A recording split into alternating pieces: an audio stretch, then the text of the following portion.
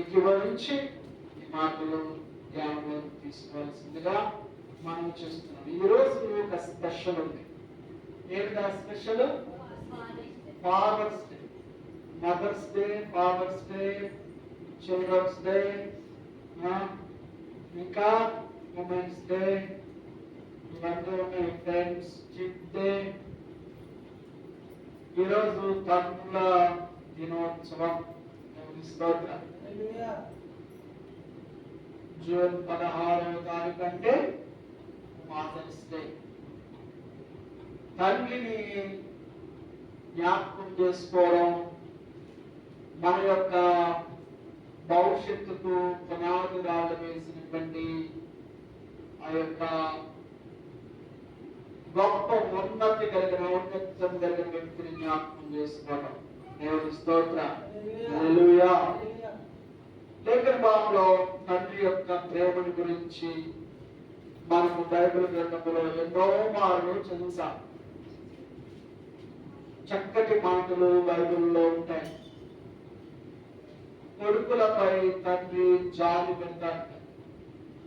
కీర్తనకారుడు రాస్తూ ఉంటాడు, కొడుకులపై తండ్రి జాలి పడినట్లుగా నేను నీ ఎడల జాలి పడతాను. ఆమేన్. హల్లెలూయా. చక్కటి భక్తులు పాట పాడుతూ ఉంటారు. కొడుకులపై తండ్రి జాలి పడు విధముగాను భక్తి పరులా ఎడల జాలి పడును దేవుడు తన భక్తి ఎడల జాలి పడును దేవుడు.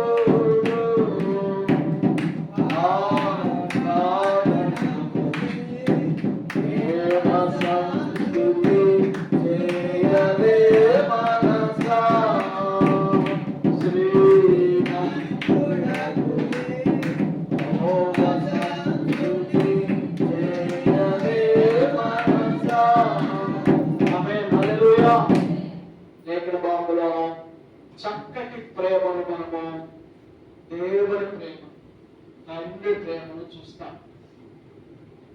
బైబిల్ గ్రంథంలో యోహాను రాసినటువంటి మొదటి పత్రికలో అంతయు కూడా తండ్రి యొక్క ప్రేమ పిల్లలైనటువంటి తన భక్తుల పట్ల ఉంటుంది. ఎలా ఉంటుంది, పిల్లలు ఎలా ఉండాలి తండ్రి పట్ల అనేటటువంటి విశేషమైనటువంటి వాక్కులు మనం ఆ యొక్క పుస్తకంలో చదువుతాం. అంత మాత్రమే కాదు, లేఖన భాగంలో మనము యోహాను సువార్త 1వ అధ్యాయము 14వ వచనంలో చక్కటి మాటలు చదువుతాం. చూడండి, యోహాను సువార్త 1వ అధ్యాయం. ఆ వాక్యం కృపా సత్య సంపూర్ణుడు మన మధ్య నివసించను. దేవుని స్తోత్రం. హల్లెలూయా. గమనించండి, యేసుక్రీస్తు వారు మన మధ్యలో నివసించి మనతో ఉండి తండ్రి ప్రేమను మనకి అందించాడు. తండ్రి ప్రేమను మనకు దయచేశాడు. తండ్రి యొక్క ప్రేమ ఎలా ఉంటుందో చూపించడానికి యేసుక్రీస్తు వారు మన మధ్యలోకి వచ్చారు. దేవుని స్తోత్రం. అలాగే 12వ వచనంలో కూడా మనం చదివితే, తన్ను ఎందరు అంగీకరించినో వారందరికి అనగా తన నామమందు విశ్వాసముంచిన వారందరికి దేవుని పిల్లలకు ఆయన అధికారమును అనుగ్రహించును. ఆమేన్. హల్లెలూయా. ఎవరికి తండ్రి? దేవాది దేవుడు, ఆ పరలోకమందున్నటువంటి దేవుడు ఎవరికి తండ్రి? ఎవరైతే ఆయనను దేవుడిగా, రక్షకుడిగా, ప్రభువుగా అంగీకరిస్తారో, తన నోటితో ఒప్పుకుంటారో, వారికి ఆయన తండ్రి, వారికి ఆయన రక్షకుడు. ఎవరైతే ఆయనతో భయభక్తులుగా ఉంటారో వారికి ఆయన దేవుడు, ప్రభువు. కనుక మనము దేవుని తండ్రిగా కలిగి ఉన్నప్పుడు, రక్షకుడిగా కలిగి ఉన్నప్పుడు, మనము దేవుడినే మనకు ఆధారభూతుడిగా ప్రభువుగా మనం కలిగి ఉన్నప్పుడు మనము దేవునికి భయపడ అవసరం. మరి దేవుని విషయంలో మనం చింతపడన అవసరం లేదు. దేవుని స్తోత్రం. హల్లెలూయా. లేఖన భాగంలో మనం చదువుతాము.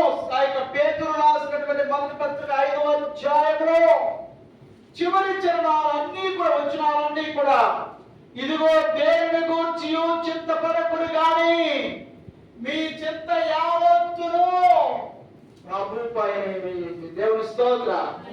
దేవుని గురించి చింతపడద్దు.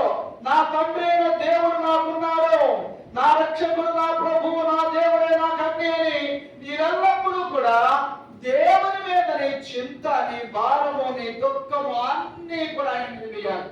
తండ్రి మీద కొడుకు ఎలా ఆధారపడతాడో అని, తండ్రి మీద కొడుకు ఏ విధంగా పూర్ణమైనటువంటి మనస్సును నిలుపుతాడో అలా 5వ అధ్యాయము 7-8 వచనాలు మనము చదువుతాం. ఆ మాటలు చదవండి. ఆయన మిమ్మల్ని గూర్చి చింతపడుచున్నాడు గనుక మీ చింత యావత్తును దేవుని స్తోత్రం. హల్లెలూయా. ఎవరండి చింతపడేది? తల్లిదండ్రులే చింతపడతారు.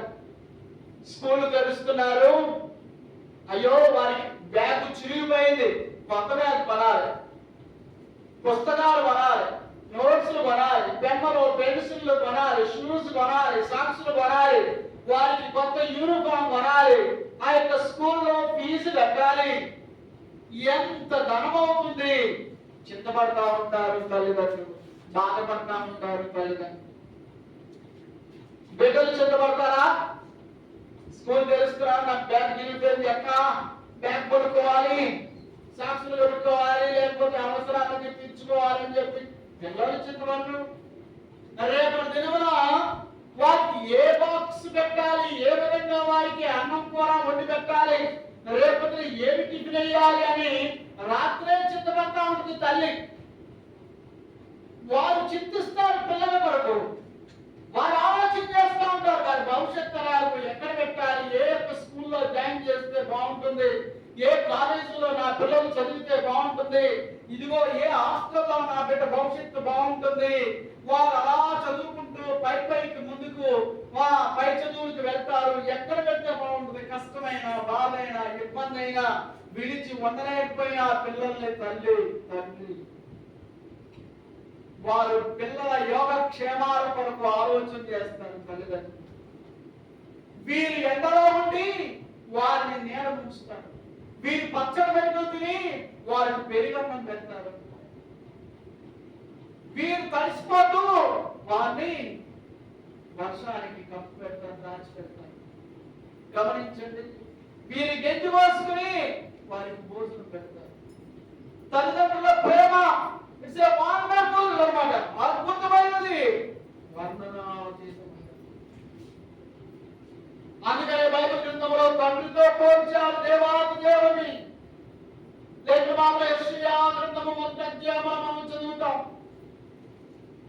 ఎద్దు తన యొక్క కాబందులను గాడిద తన సొంత వారి దొడ్డునెరుగును, నా జనులు నన్ను మర్చిపోయారు, నన్ను ఎరగలేదు. వారు పాపము చేసి పాపిష్టి జనమైపోయారు. వారిని నేను కడుగుతాను, శుద్ధి చేస్తాను, పవిత్రపరుస్తాను, వారి పొడిగంతయు తెల్లగా హిమమలే చేస్తాను, శుద్ధి చేస్తాను, శుభ్రం చేస్తాను. నా జనులు నా దగ్గరికి తిరిగి రావాలి అని ఎదురు చూస్తాడు. తప్పిపోయి జారిపోయి తొలగిపోయినటువంటి గొర్రెలను ఏ విధంగా ఆ యొక్క యజమానులు వెతుక్కుంటా పోతారో, చీకటనక, రాళ్ళనక, రప్పలనక, ఆ యొక్క పొదలనక, లేక ముళ్ళ తుప్పలనక, గోతులనక, వీటన్నిటినీ కూడా లెక్క చేయక వెతుక్కుంటా పోతాడు నిజమైన కాపరి. అలాగే తండ్రి తల్లి కుటుంబాన్ని కష్టపడి పోషిస్తా ఉంటారు. దేవునికి స్తోత్రం. ఆ ప్రేమ వర్ణనాది చాలా కాలం క్రితము నేను తెలంగాణలో ఒక మారుమూల గ్రామంలో సేవా పరిచర్య నిమిత్తమై వెళ్ళినప్పుడు ఆ ప్రాంతంలో ఒక మాతో ఉన్నటువంటి ఒక తెల్లైన ఇలాగే ఫాదర్స్ డే రోజున ఆయన వాక్యం చెప్తా ఉన్నారు. నేను ట్రాన్స్లేషన్ చేస్తున్నాను, తెలుగులో తర్జుమా చేస్తున్నాను. తను చెప్తూ ఉన్నప్పుడు నేను తర్జుమా చేసే వారిని నాకు దుఃఖం వచ్చేసింది. తనకు వయసు 85 సంవత్సరాలు. తన తండ్రి ఆ రోజే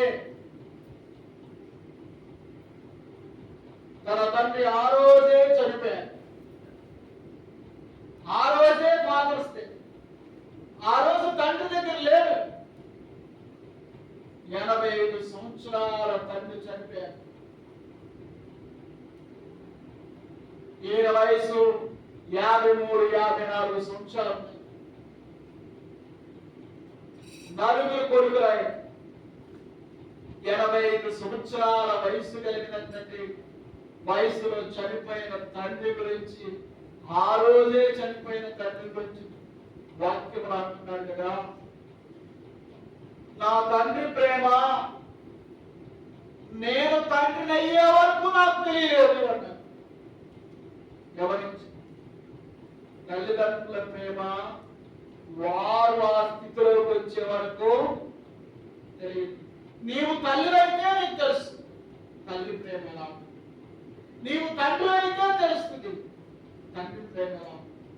అప్పటి వరకు తెలియదు. గుర్తించండి, గమనించండి.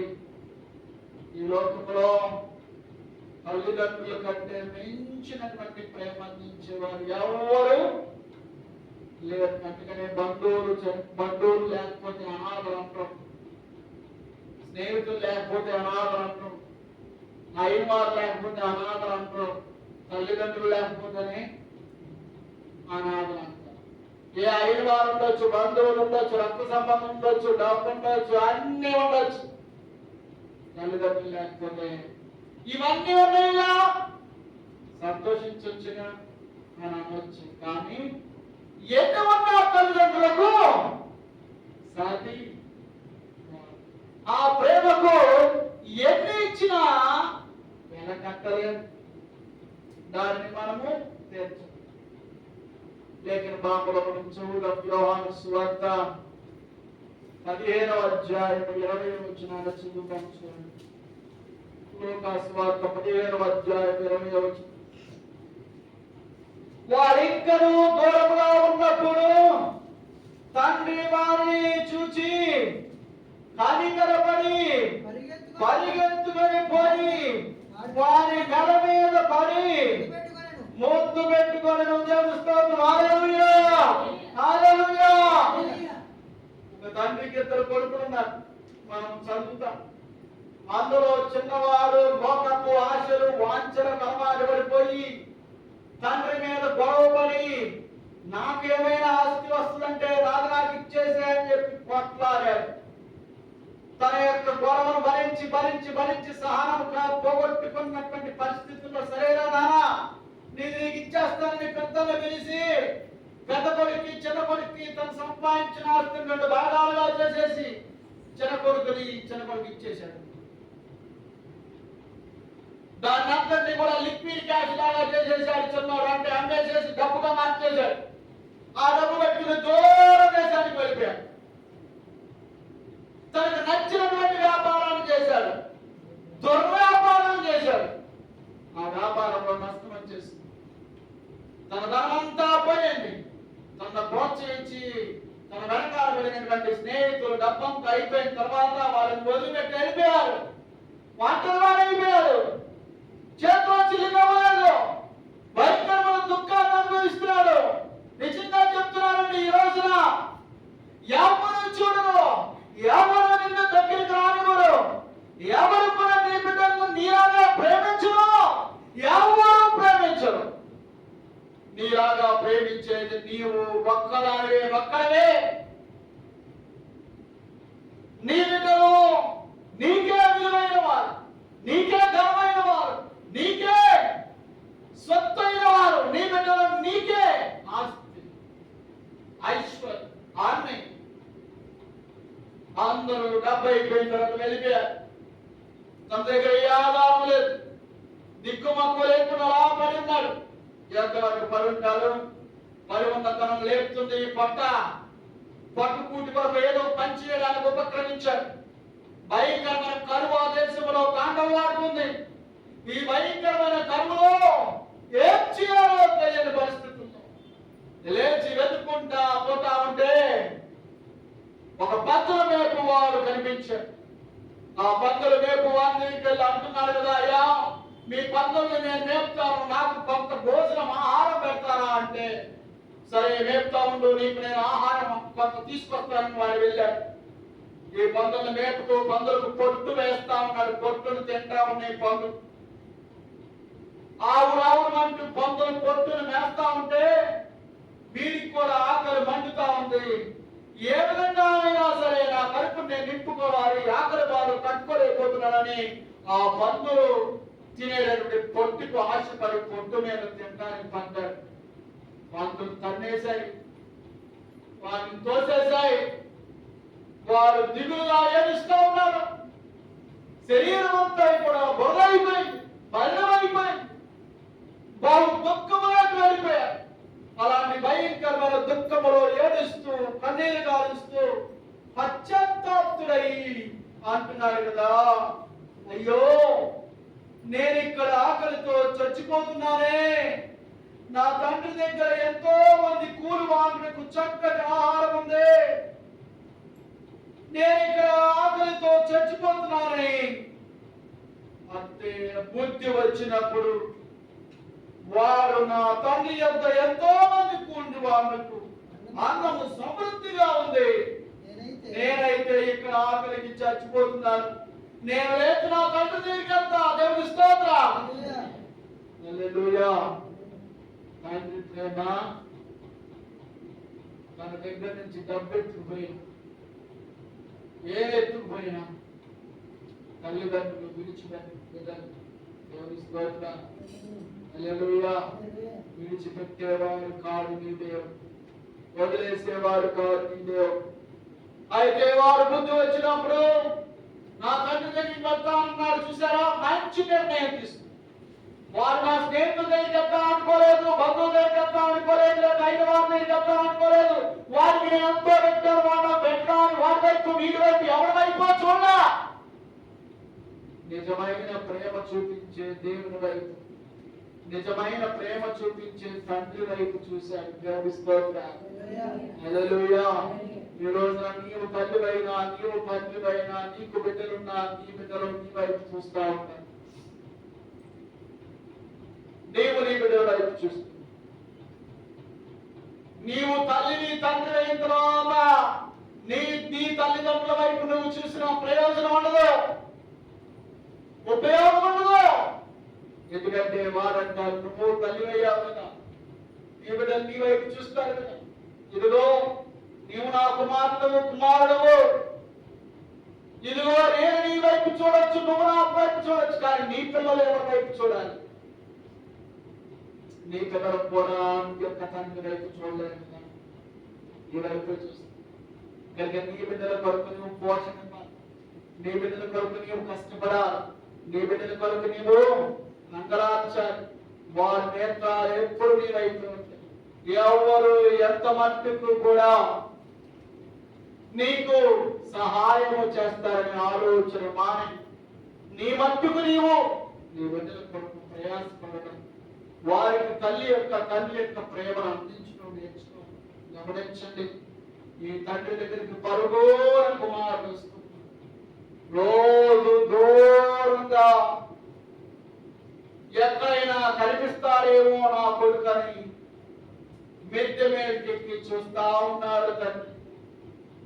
ఆ రోజు రానే వచ్చింది, కొడుకు వస్తా ఉన్నాడు. చూసి గుర్తుపెట్టాడు, అయ్యో నా కొడుకు వస్తున్నాడు. కొన్ని నెలలు అయిపోయింది, రోజు అయిపోయింది. పరుగు మీద ప్రేమతో ఎదురు పరిగెత్తుకు వెళ్ళాడు. కొడుకును చూడగానే ఎక్కలేని ఆనందం వచ్చేసి, ఇక గెలిచినంత ఆనందం వచ్చేసి, నా కొడుకు రాలేకి వచ్చేసాడు. గట్టిగా వాడి నెలల మీద పడి పొద్దు పెట్టుకుని ఏం చేశాడు? దేవుని స్తోత్రం. హల్లెలూయా. తల్లి యొక్క ప్రేమ, తండ్రి యొక్క ప్రేమలా ఉంది. ఆమేన్. హల్లెలూయా. బిడ్డలకి తల్లిదండ్రులు పెళ్లి చేస్తారు. పెళ్లి చేసిన తర్వాత కుమార్తెకు అప్పగింతలు ఇస్తూ ఉంటారు. గౌరవంగా ఏడుస్తూ ఉంటారు. విపరీతంగా ఏడుస్తూ ఉంటారు తల్లి తండ్రి. ఎందుకు? ఇక ఆమె అమ్మాయి మన అమ్మాయి కాదు. ఆడపిల్ల అయిపోయింది, వాళ్ళ పిల్ల అయిపోయింది, ఇక మన పిల్ల కాదు, అయిపోయింది, ఇక విడిచిపెట్టలేదు. తల్లిదండ్రుల ప్రేమ మనము వెలకట్లేదు. దేవుని స్తోత్రం. అంటే నీ దేవుడు కూడా అలాగే ప్రేమిస్తున్నాడు. నీవు నీ బిడ్డను ఎలా ప్రేమిస్తున్నావు? నీ కుటుంబాన్ని ఎలా ప్రేమిస్తున్నావు? నీ బ్రతుకుని ఎలా ప్రేమిస్తున్నావు? నా యొక్క ఆస్తి లేఖన పాములు 127వ కీర్తనలో మనం చదువుతాం. కీర్తన గ్రంథము 127వ కీర్తన చూడండి. చక్కటి మాటలు కీర్తనకారుడు రాస్తూ ఉంటాడు. 127వ కీర్తన అద్భుతమైన మాటలు మనం చదువుతాం. చదువుదా? యెహోవా ఇల్లు కట్టించిన యెడల దాని కట్టువాని ప్రయాసము వ్యర్థమే. 3వ వచనం చూడండి. కుమారుడు యెహోవాను గ్రహించు స్వాస్థ్యము, గర్భఫలము ఆయన ఇచ్చు బహుమానమే. గమనించు. కుమారుడు యెహోవాను గ్రహించు స్వాస్థ్యం, ఆస్తి ఎవరికి? తల్లిదండ్రులు. తల్లిదండ్రుల ఆస్తిని, మన ఆస్తిని మనం పోగొట్టుకోవడానికి చూస్తామా? మన ఆస్తి మనం పోగొట్టుకోవాలనుకుంటామా? దాన్ని జాగ్రత్తగా కాపాడుకుంటాం. జేబులో ఉన్న డబ్బులు కాదు 10 సార్లు లెక్కెట్టుకుంటారు. కొంతమంది లెక్కెట్టుకున్నారని జేబులో ఉన్నటువంటి 500 రూపాయలు 600 అయిపోయా 10 సార్లు లెక్కెట్టుకున్నామని 10 రూపాయలు బిల్లు చేయటరా? చెప్పండి, ఎంతమంది వింటున్నారు? వింటున్నావా? చేతులు గట్టిగా హల్లెలూయా చెప్పండి. హల్లెలూయా, హల్లెలూయా. జేబులో డబ్బులు పెట్టుకున్నాం, 10 సార్లు లెక్కెట్టుకున్నాం. 10 సార్లు లెక్కెట్టుకున్నాము, 10 రూపాయలు పెరుగుతాయా? 2 సార్లు లెక్కెట్టుకోవడం మహానుభావం. పెరుగుతాయా? పెరగవు కదా. ఎన్నోటియో అన్నీ ఉంటాయి. గమనించండి. మన ఆస్తి పిల్లలు, తల్లిదండ్రులకు కుమారులు కుమార్తెలు దేవుడు ఇచ్చిన స్వాస్థ్యం ఆస్తి. దాన్ని జాగ్రత్తగా కాపాడుకోవాలి తల్లిదండ్రులు. అలాగే బిడ్డలు తల్లిదండ్రులను చాలా జాగ్రత్తగా ప్రేమించాలి. వారి పట్ల విధేయతగా ఉండాలి. వారి యొక్క మాట వినాలి. తండ్రి ప్రేమ వెలకట్టలేదు. గమనించండి. అందరూ కాపాడుతారు, కానీ తండ్రి కనిపించలేదు. కారణం ఏంటంటే తండ్రి కుటుంబానికి వెన్నుముకలంటారు. వెన్నుపోస కనిపిస్తుందా? వెన్నుపోస ఎక్కడ ఉంటుంది? వెనకున్న వెన్నుపోసం చూడగలుగుతామా? కానీ ఈ బాడీని అంతా నిలబెట్టాలని ఏం నిలబెట్టాలి? ఈ బాడీ నిలబడాలంటే ఏమి నిలబడతా? ఏది నిలబెట్టేది? వెన్నుపోస మాత్రమే. ఒకసారి వెన్నుపోస యొక్క పోస ఊడిందనుకో, ఇక బెగనలే. ఈ మధ్య కాలంలో అతను కూతురికి ఇల్లు కడతా పైకి కనపడానికి వెళ్ళాడు. కనపడానికి వెళ్ళి తడిపాడు, మెట్లు తడిచినాయి. మెల్లగా దిగుతూ ఉండగా జారిపోయాడు, కాదు కింద పడ్డాడు. కింద రాయడం, ఆ రాయి కనపడి వెనక మస్తిష్కము డ్యామేజ్ అయింది. హాస్పిటల్లో జాయిన్ అయ్యింది. ఒక నెల రోజులు అలాగే ఉన్నాయి. ఈ నెల రోజులు మేము కూతురు దగ్గర అన్నారు కదా, అమ్మా నా ప్రేమంతా నీకు చూపించాను, నా జీవితం అయిపోయింది. ఈ మస్తిష్కం డ్యామేజ్ అయింది.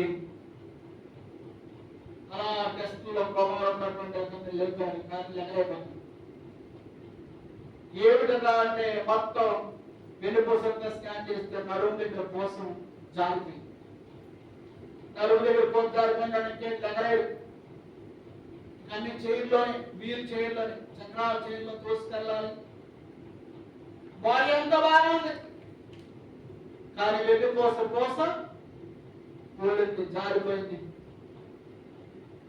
గమనించండి, వెనక ఉండే వెన్నుపూస మొత్తం బాడీ అంతా కూడా నువ్వు 100 కేజీలు ఉండొచ్చు, 120 కేజీలు ఉండొచ్చు, 180 కేజీలు ఉండొచ్చు, ఎన్ని కేజీలైనా ఉండు, దిట్టంగా ఉండు, బలంగా ఉండు, సూర్యుడుగా ఉండు, పైన వాళ్ళు లెక్క ఉండు. కానీ నిన్ను మోసేదేది, నిన్ను నిలబెట్టేదేది వెన్నుపూసే. తండ్రి వెన్నుపూసలాంటి కనిపించడు. నీకు 100 బట్టలు ఉండొచ్చు, కానీ ఆయనకి చిరిగిపోయేది లేవు. గమనించండి, ఇంట్లో బీరువా ఉంటుంది, ప్రతి ఇంట్లో బీరువాలు ఉంటాయి. బీరువాతో అన్ని అరలో చేరంతో నిండిపోతాయి. కానీ ఈయనకి అరలో ఏదో అరకోవడం, ఒక సాగుకోవడం కాదు. గమనించండి, అన్నిటికీ అంగులు దిద్దుతాం, రంగులు దిద్దుతాం, కానీ వెన్నెపూస కొనుక్కోవడానికి చేతులు కూడా వెళ్ళం. టేక్ కేర్ తీసుకోవడానికి అవే ఏది అన్నిటికీ చక్కగా మనము చూసుకుంటాం, శుభ్రం చేస్తాం. తండ్రి వెన్నుపూసలు అంటాడు, గుర్తింపు లెక్క ఉండదు. ఎంత కష్టపడుతున్నాడో తెలియదు. తన బిడ్డలు చేతులు వేలెత్తి ఎగరేస్తా ఉంటారు కొంతమంది తల్లి. ధైర్యంగా ఆడుతూ నవ్వుతూ ఉంటారు. అదే నీవు నేను పట్టిన ఎగరేస్తే ఏడుతారు. తండ్రి ఎగరేస్తే నవ్వుతారు. ఇంకెవరైనా ఎగరేస్తే అమ్మో బాబోయ్ ఏడుస్తారు. ఆయన ఎగరేసేది గాల్లోకి, మనం ఎగరేసేది గాల్లోకి. కారణం మరి ఎగరడానికి కారణం ఏంటి? ఆయన తండ్రి. నా తండ్రి నన్ను పడేయడు, వదిలిపెట్టడు. నేను సంతోషంగా ఉండొచ్చు. తల్లి కూడా అలాగే ప్రేమిస్తూ అర్థం చేయొచ్చు. ఎంతో ప్రేమను చూపిస్తాను. ఒకరి తల్లి వారిని ఆదరించినట్టు నేను మిమ్మల్ని ఆదరించాను. దేవుడి స్తోత్రం. హల్లెలూయా. ఆయన తన రెక్కలతో కప్పుతూ, కోరి తన రెక్కల కింద బిడ్డలను కప్పినట్టుగా మన పిల్లల్ని ఆయన మనల్ని తన భక్తి పరమైన అంత విలువైనటువంటి మనసు కలిగి ఉన్నవాడు నియమం. దేవుడి స్తోత్రం. మనమే అశ్రద్ధ చేస్తాం. ఆయన మందిరానికి దూరం అయిపోతాం. ఆయన సన్నిధికి రావడానికి అనేకమైన అడ్డులు ఆటంకాలు పెట్టుకుంటాం. ఎన్నో అడ్డులు పెట్టుకుంటాం. నిన్ను కాపాడి సంరక్షించి భద్రపరిచి బలపరిచే దేవుని దగ్గర నువ్వు రావడానికి ఆటంకాలు, అడ్డంకులు, కోరలు, కుంగుడిగాయలు పెట్టుకుంటావు. చుట్టాలు పట్టాలంటావు. కాపుదల దగ్గర రావడానికి కొంతమంది అంటారు కదా, కుంగుడిగాయలు అంతే రావట్లేదంట. కొంతమంది ఘోరం అనేది రావట్లేదంట. కొంతమంది పట్టాలు వచ్చే, చుట్టాలు వచ్చే రావట్లేదంట. నీ కాపుదల భద్రత దగ్గరికి నువ్వు రావడానికి ఎన్నో అడ్డులు పెట్టుకుంటున్నావు. నువ్వెంత బుద్ధిహీనమైన పని చేస్తున్నావు ఆలోచించి. నీ భద్రత దగ్గరికి, నీ సంరక్షణ దగ్గరికి, నీ కాపుదల దగ్గరికి, నీ జీవితము బాగుపరిచేటువంటి దేవుని దగ్గరికి రావడానికి నువ్వు అనేకమైన ఆటంకాలు పెట్టుకుంటున్నావంటే నీకంటే బుద్ధిహీనుడు తండ్రి ప్రేమను మనం ఎప్పుడు కూడా చూస్తాం. నాకు తండ్రి లేదు, నాకు తల్లి లేదు, కానీ నా పరమ తండ్రి నాకు తండ్రి. దేవుని స్తోత్రం. హల్లెలూయా. మీరు కొంతమంది తెలుసు, నేను చెప్తున్నాను, రీచ్లో పనిచేసేవారు శిఖామణి అన్న వాళ్ళ నాన్నగారు చనిపోయారు. అది 2010వ సంవత్సరం, ఐ థింక్ సో, నేను అనుకుంటా. 2010వ సంవత్సరం చనిపోయారు. 2000 సంవత్సరం. ఆ యొక్క సమయంలో నేను ఢిల్లీలో చదువుతున్నా. 2000 సంవత్సరం ఢిల్లీ నుంచి వచ్చాను. నా యొక్క మేనమామ కాబట్టి వచ్చి ఆ కార్యక్రమంలో ఉన్నా. తదుపరి మామయ్య ఏడుస్తా ఉంటే నాన్న లేదని నేను అన్నాను కదా, ఊరుకో మామయ్య, నాన్న మంచి ఇల్లు కట్టాడు మీకు అని, మాకు ఇల్లు లేదు అని. నీకు తాత మంచి ఇల్లు కట్టాడు, బాగా నడుచులా, మాకైతే ఇల్లు లేదు, మంచి ఇల్లు కట్టి అయిపోయాడు ఆయన అని ఆయన అన్నారు కదా, నాకు ఇల్లు ఉంది, తండ్రి లేదు. నీకు తండ్రి ఉన్నాడుగా అంటే ఇల్లు కంటే ఎక్కువ కాపుగా ఇచ్చేవాడు తండ్రి. దేవుని స్తోత్రం. హల్లెలూయా. చాలా సార్లు అంటారు కదా, చాలా మంది ఇల్లుంటే తినో తినకో కరోగిందో తాగి ఇంట్లో పడి ఉంటా ఉంటారు. ఇల్లు కాపుతారంటే ఇల్లు కంటే ఎక్కువ తండ్రి కాపు, ఇల్లు కంటే ఎక్కువ తండ్రి కాపు. దేవుని స్తోత్రం. ఎన్ని ఉన్నా తండ్రితో సమానము, తల్లితో సమానము కాదు. ఎన్ని ఉన్నా నీ దేవునితో సమానము ఏది రాదు. దేవుని యొక్క సన్నిధిలో ఇదిగో ఈ యొక్క తండ్రి యొక్క నుంచి దూరంగా వెళ్ళిపోయినటువంటి ఈ కుమారుడు పరుగున వచ్చి తండ్రి దగ్గరికి వచ్చినప్పుడు తండ్రి తన మెడ మీద పడి ముందు పెట్టుకుని తనని ఇంటికి ఆహ్వానించాడు. అంటున్నాడు కదా, తండ్రి నేను పరలోకమునకును విరోధముగా నీయుతును పాపం చేశాను. ఇక మీద నీ కుమారులను అనిపించుకోవడానికి నేను యోగ్యులను కాను. నీ కూడి వాటిలో ఒకటిగా నన్ను పెట్టుకో అంటున్నాను. దేవునికి స్తోత్రం. హల్లెలూయా. ఎంత తగ్గింపు అయిపోయింది. తండ్రి యొక్క కుమారుడు అనిపించుకునేటటువంటి స్థాయి కోల్పోయాననేటువంటి భావంలోనికి కొడుకు వచ్చినప్పటికి కూడా తండ్రి అంటున్నాడు, నీవు నా కుమారుడువే. దేవుని స్తోత్రం. హల్లెలూయా. నీవు నా కుమారుడు, నీవు నా కుమారుడు. ప్రభు సన్నిధిలో మనం దేవుని సన్నిధికి మా ఇంటికి వెళ్తున్నాం, మా నాన్న ఇంటికి వెళ్తున్నాం, నా నామే హల్లెలూయా, నా తండ్రి ఇంటికి వెళ్తున్నాం. తొందరపడి అలా పుట్టింటికి వెళ్ళాలంటే పెళ్ళైనటువంటి అమ్మాయిలు చాలా తొందరగా తయారవుతారు. త్వరగా మన అమ్మగారికి వెళ్ళాలి. మరి దేనికి లేనటువంటి తొందర పుట్టింటికి వెళ్ళడానికి చూపిస్తాను. అలాగే మనకు దేవుని సన్నిధికి చూపించాలి. నా తండ్రి ఇంటికి వెళ్తున్నాను. చాలా ఆత్రంగా ఉండాలి ప్రార్థనలో. నువ్వు ఎక్కడికి వస్తున్నావు? నీ తండ్రి కాపుతున్నా, నీ తండ్రి ఇంటికి వస్తున్నావు, నీ దేవుని ఇంటికి వస్తున్నావు. ఈ లోకంలో ఎవరు చూపించినటువంటి ప్రేమను చూపించేటటువంటి దేవుని ఇంటికి వస్తున్నావు. దేవుని స్తోత్రం. హల్లెలూయా. లేఖన భాగంలో 15వ అధ్యాయం యోహాను సువార్తలో మనం చదువుతాం, మీరు నాతో అంటికట్టుబడి ఉన్నారని నేను మీతో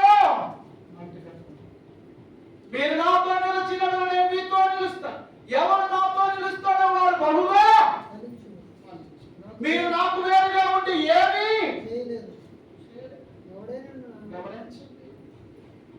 మనము దేవునితో ఉంటేనే ఫలి, వర్ధల, భద్రత, కామన, సంరక్షణ అన్ని.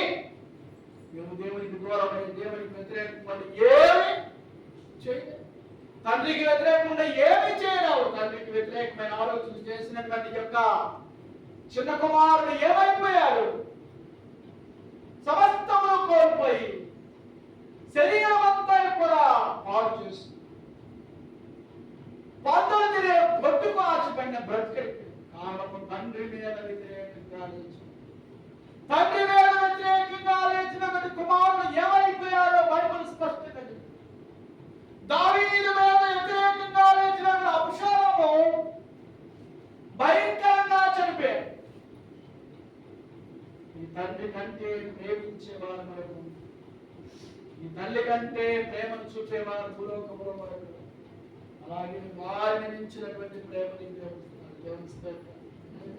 ఆయన మీద ఆధారపడి కష్టపడి నీ బిడ్డలకు నీ ప్రేమను చూపించు, నీ బిడ్డలకు నీ ప్రేమను ప్రదర్శించు, నీ బిడ్డలకు నీ ప్రేమను వ్యక్తపరచు. నీవు నీ తండ్రి నీ తల్లి ద్వారా ఎలాంటి ప్రేమను పొందావో అంతకంటే మించినటువంటి ప్రేమను నీ బిడ్డల పట్ల ఉండాల్సింది. ఆయన ఆరోగ్యం ఇచ్చేవాడు, సంరక్షించేవాడు, పెంచి పోషించేవాడు, భద్రపరిచేవాడు. అదే మనకు ఆయుష్, అదే మనకు ఆరోగ్యం. ప్రభు సన్నిధిలో ఉండడమే మనకు దీవెన, ప్రభు సన్నిధిలో ఉండడమే మనకు భద్రత. ఆయనకు దూరంగా ఉండి మనమేమి దేవునికి దూరంగా ఉండనటువంటి ఏ వ్యక్తి కూడా ఫలించడు, రాణించు. లోకంలో ఫలిస్తున్నాను, రాణిస్తున్నాను అంటే అది గడ్డి పచ్చగా ఉన్నట్టుగా మంచు కనిపిస్తుంది. క్షణాలలో ఎండ వేడి ఏమైపోతుంది, మాడిపోతుంది. దేవుల్లో ఉన్నవారు లేఖన భాగంలో మనం చదువుతాం, కీర్తన 1 కీర్తనలో చూస్తాం. అతడు నీటి కాలువల యొద్ద నాటబడిన వాడే, ఆకుమారక తన కాలువకు ఫలమిచ్చి చెట్టు వలె మోటను అతడు చేయనంతయు సఫలమగు. దేవుని స్తోత్రం, హల్లెలూయా. ఇతగాడు ఎట్లున్నాడో తెలుసా? దేవుని సన్నిధిలో దేవుని యొక్క కాపుదల భద్రతలో ఉన్నాడు. నిజమైనటువంటి సృష్టికర్త నిన్ను నన్ను సృష్టించిన ఆ తండ్రి యొక్క అధీనంలో ఉన్నాడు కాబట్టి అతను చేసే ప్రతిదీ ఏమవుతుంది, సఫలం. దేవుని స్తోత్రం, హల్లెలూయా. ఏమీ పాడుగాదో, నశించిపోదో. దేవుని కృపలో, దేవుని దయతో కూడినటువంటి స్థితి నీలో ఉంది. ప్రభువుకి నీవిచ్చే విలువను బట్టి నీ ఆశీర్వాదం అనేది ఆధారపడింది. ప్రభు సన్నిధికి నీవిచ్చేటువంటి శ్రద్ధను బట్టి నీ ఆరోగ్యం ఆధారపడింది, నీ ఆయుష్ ఆధారపడి ఉంటుంది. లేఖన భాగంలో మనం చదువుతాం, ఒక్క దినము దేవుని మందిరములో గడుపున 1000 దినముల కంటే ప్రభు సన్నిధిలో నీవు గడిపేటటువంటి ఆ ఒక్క రోజు 1000 దినముల యొక్క ఆయుష్ పెరుగుతుంది, ఆరోగ్యం పెరుగుతుంది, దేవుని భద్రత నీకు అనుగ్రహించబడుతుంది. నువ్వు నిర్భయంగా ధైర్యంగా ఉండొచ్చు. ఏది ఎంత మాత్రం నాకు ఏమి చేయలేదు, నేను నిర్భయంగా ఉండొచ్చు. కోడి క్రింద ఉన్నటువంటి పిల్లలు ఎంత ధైర్యం అంటే, ఎంత ధైర్యం అంటే తెలుసా? ఆ ధైర్యాన్ని వర్ణించడం, అంత ధైర్యంగా ఉంటుంది. కారణం ఏమిటి? అవి ఎక్కడున్నాయి? తల్లి యొక్క రెక్కల చాటునున్నాయి. కాబట్టి నన్ను ఎవరు ఏం చేయలేదు అన్నట్టుగా దేవుని యొక్క భద్రతలో నీవు నేను ఉన్నప్పుడు మనకు అంత ధైర్యం కలుగుతుంది.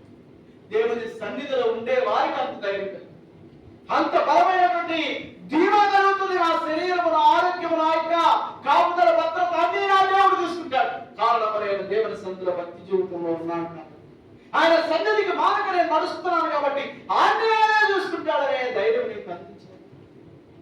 కనుక ఈ రోజున నీవు నేర్చుకునేటువంటి పాఠం, నా దేవుడు నన్ను తండ్రిలాగా తల్లిలాగా ప్రేమిస్తున్నాడు. ఆయన మందిరానికి నేను ఎప్పుడూ దూరం కాకూడదు, ఆయన చెంతకు నేను ఎప్పుడు కూడా వెనకించవేయకూడదు, ఆయన దగ్గరగా ఉండాలి. అభిమానం దీవించి ఆశీర్వదించుగా. ఆమేన్. ప్రార్థన చేసుకుందాం.